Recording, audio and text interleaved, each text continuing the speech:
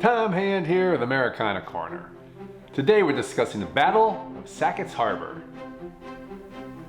In May 1813, General Henry Dearborn pulled most of the soldiers from Sackett's Harbor for his invasion of the Niagara frontier.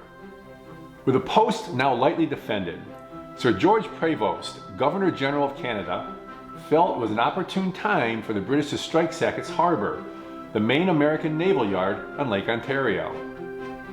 Consequently, Captain James Yeow, commander of the British fleet on the Great Lakes, loaded Prevost's 1,200 troops onto transport ships in Kingston and sailed across the lake to Sackett's Harbor.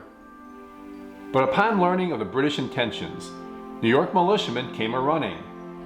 By the time the British came ashore the morning of May 29th, there were 1,400 Americans, both regulars and volunteers, under the command of Jacob Brown, a New York State militia general who would become one of the country's most capable officers during the war. The untried New York militiamen, experiencing the sting of battle for the first time, quickly retreated, and although the regulars performed well, they too gradually gave way. When the battle appeared lost, Lieutenant Wolcott Chauncey, who was in charge of the naval yard, set fire to all naval stores and facilities in a partially completed warship rather than having them fall into enemy hands, a decision that would prove both costly and unnecessary.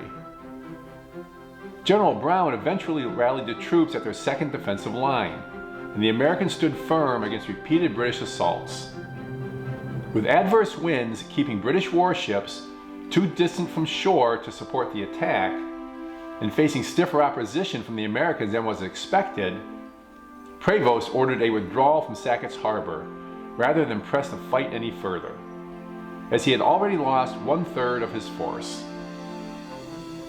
In December, on the other side of the lake, the Americans evacuated Fort George and retired back to American soil, but not until burning the nearby town of Newark. The British reoccupied Fort George and were incensed that the Americans had burned the town and left hundreds of Canadians homeless.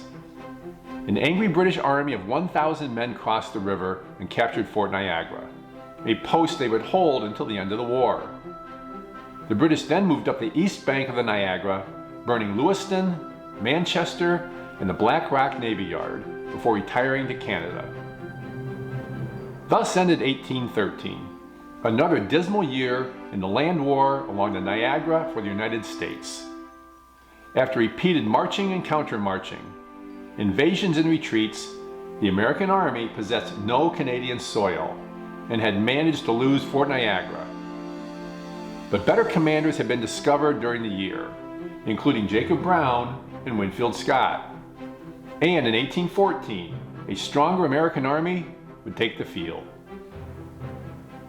Next week, we'll discuss the Battle of Chippewa. Until next time, may your love of country lead you.